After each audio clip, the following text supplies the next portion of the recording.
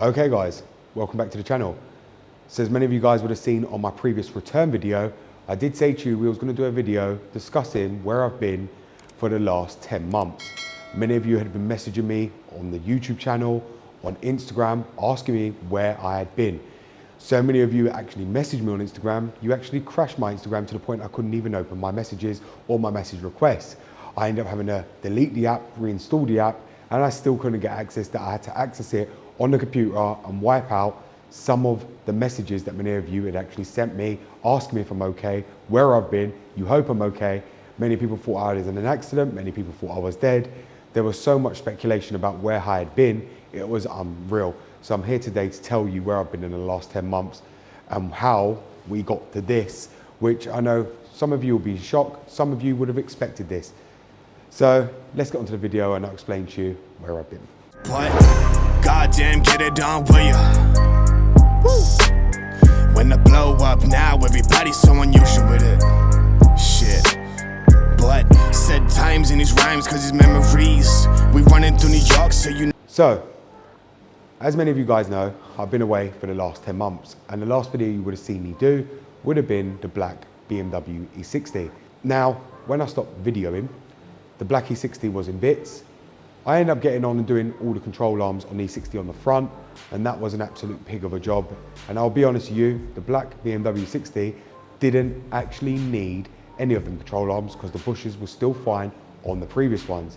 And yes, I'm actually in shock myself because that car's on 170,000 miles and the bushes was literally like brand new. Now, I don't know if someone's replaced them, but bearing in mind I've had the car nearly 4 years and I've done majority of the mileage because I bought it on 120K, is absolutely shocking. But the bushings were all absolutely perfect, but I still replaced them anyway along with the tie rod ends, the inner tie rods, and all the boots and everything. Now, after that happened, I put the car to one side because then my M135i decided to blow its charge pipe. So, as many of you guys know, the plastic charge pipes on the M55, they're prone to splitting, breaking from overboost, which was to be expected because we went and put the JB4 on. So I had to buy a new metal charge pipe, which I put on. Very, very easy. And I don't know why so many people moan about doing it. It was such an easy job on my M135i, it was unbelievable.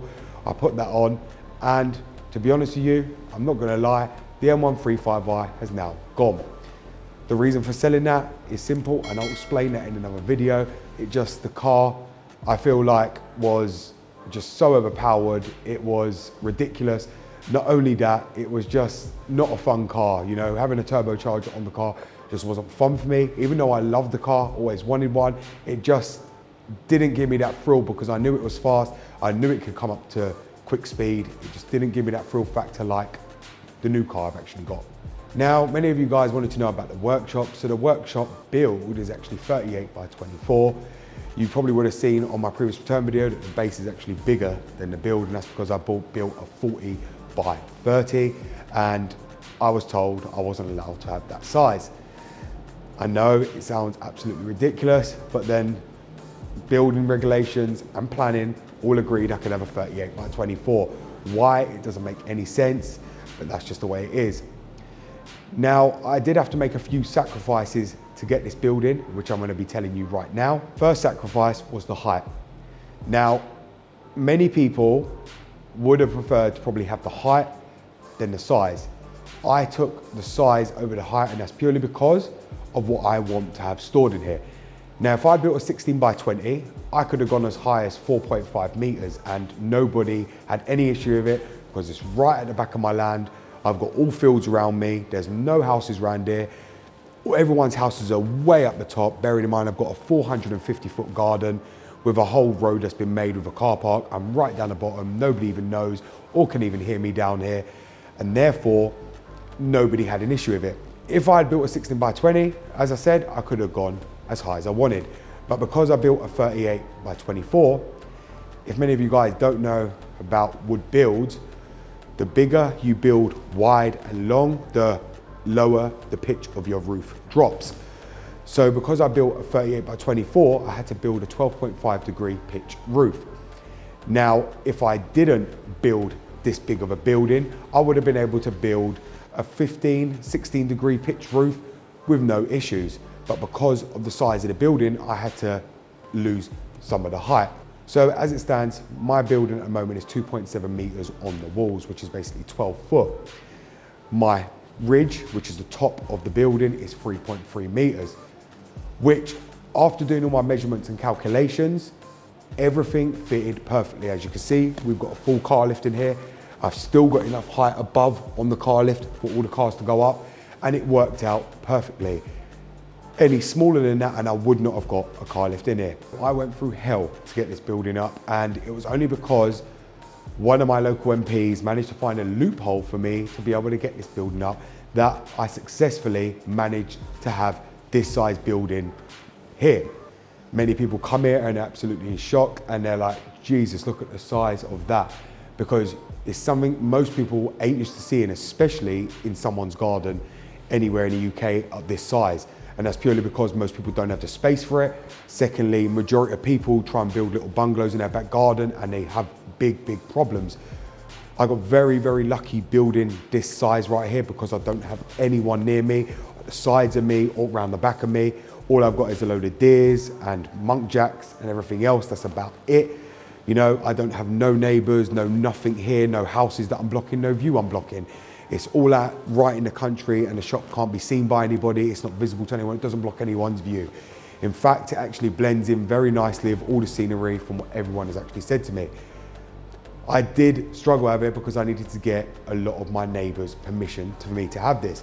Because obviously, when you do build a big build like this, planning permission want to make sure that all your neighbors are happy for you to have this. Now, I went and got permission from my neighbors. They were all fine with it. Bearing in mind my neighbor was selling the house anyway, so he didn't care. My other neighbor was completely fine with it as well. I got permission from them because, as all of them said, it wasn't interfering with them because it was going right down the back. They didn't have no issue with it. Then I had to wait another month for building regulations to find out how I was building it, what kind of wood I was using, how was it going to be structure proof. I had to have them come out, check all the structure. When we pull it up, then I had to leave it sitting for a month before they signed it off and approved it. That wasn't obviously the end of it, because I then needed an electrician. I also needed an armoured cable run from the top of my house, which was a massive job. It was a 120 metre armoured cable to run it all the way down here to my shop from my main house, to run all the electrics in here. They were monitoring my whole build the whole way through. I needed to have obviously the consumer unit signed off and registered here, because obviously I needed a new consumer unit because I was having the car lift and having a cable, which takes a 20 amp C-rated breaker. So I needed to have everything signed off and done properly, which it was. I had all the plug sockets installed, all the lights installed, and everything I needed doing. It was a complete headache, and that was what was the main drawback for the last 10 months. Now, it did take longer than expected, as you would have seen, 10 months. But that was purely because obviously I had to keep going backwards and forwards with building regulations, had to keep waiting for them to come. Obviously they didn't come the next day. I would call them, it would be a week and 2 weeks, wait for them to check this, then come back. The only thing they didn't actually come for was the electrics, and that's because the electrics actually got sent off from the electricians straight to building regulations to let them know that consumer unit had been put in. So they didn't need to come to inspect it because it was already done by qualified electricians. That's the only thing that they didn't actually come for. They obviously had to come in to check the building, and because I built this under the height, luckily I didn't have to fireproof it. Now, the reason building regulations had to get involved, and the reason I got them involved personally, was because when you look it up online, anything over 65 square meters, which has been built, which this shop was bigger than 65 square meters, has to have building regulations approval, which this exceeded that already because of the building size. So they come out, said it was okay, checked the base, measured it, checked the building, measured it, and said it was all fine. Obviously, many of you guys don't know, a wooden building in the UK is classed as a temporary building. Therefore, it's not a permanent structure because it's not made out of bricks. Therefore, realistically, planning and building regulations cannot actually moan about you putting up a building in your back garden because it's a temporary, classed as a temporary building. Now, there is a debate about that with building regulations and normal people about what is classed as temporary and what is not. Certain buildings, wooden buildings, they don't class as temporary, and certain ones they do. It's all absolutely crazy the way they think about these buildings. And to be honest, if you read it up online, it's absolutely crazy because it doesn't tell you what's classed as a temporary building. But, you know, I wasn't building bricks, so, and everyone who's ever seen it said to me, what was their problem anyway? Because this was a temporary building, so they should never have had a problem with it in the beginning. But to be honest, I'm glad, as I said, they actually got involved, monitored the build, watched it go up, signed it off, said it was structurally sound, and everything was cleared off. And now I'm free to have my workshop. Because the last thing I would want is to start videos, end up with someone coming here saying this was put up without planning, and then next thing I would have to take it down or it wouldn't be approved, which is very unlikely because of the position of where it is at the house. And also it's not affecting anyone's view. All the neighbors are in agreement with it. The neighbors love it. Even my neighbor now wants to try and put one at the back of his garden exactly the same like this because it looks so good at the back here. You know, so there was no problem about it. And you know, it is a good building to actually have. Most people have little small 16 by 16 garages here, and you only fit one car in. With this garage, I can fit 3 cars, 1 on the left, 2 inside here.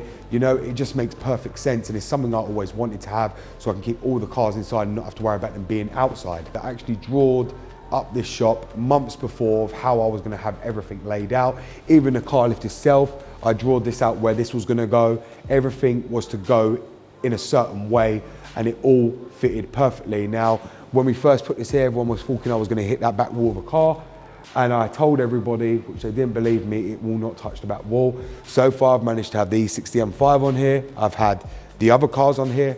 I have my neighbour's Jeep on here, and I've had no issues. Nothing has touched the back wall. All the cars have managed to go up with no issue. But everyone would think it's going to touch, but it actually doesn't. And my measurements were actually correct, and everyone now praises me for, you know, because I had done all this myself. I'm very, very happy with the way it come out, and you know, it's a very, very hard job to do a build. If anyone's planning to do one, I can assure you now, take your time with it, because it really, really isn't easy. Bear in mind, I took over this place where I'm at now in September last year. The first thing I did was the concrete base, but before I come here, I had months of preparation of what size I was going to build. I come here 3 times, I measured everything, and I worked out the measurements and how big I was going to build. And that's why I chose 40 by 30 for that reason, but we end up settling for 38 by 24. As I said, it's not a simple process, and you have to measure 10 times before you decide on what you want. Now, as I'm going to say now, most people ain't going to be lucky enough to be able to build something of this size, and I get that. But you know, anyone can make something work. You don't have to have something this size to have a car lift inside it. You can have something a lot smaller and have a car lift. It's not needed. I mean, to be honest, if I had this car lift the other way around facing the doors, I could have drove a car in backwards and pull it straight onto the lift. I didn't have to have it this way, but it's because I've got the size to do that. That's why I did that. And to be honest, many people say it's wasted space here, but it's actually not. I pull it here, so I've got all this free to film. You guys can be able to see the cars here. Otherwise, what would have been happening if I had the car in the other way? I would have to have the double bays open, doors open, while the camera was at the front filming the car. It just wouldn't be right. The positioning wouldn't be right, and I wouldn't have no space to move around.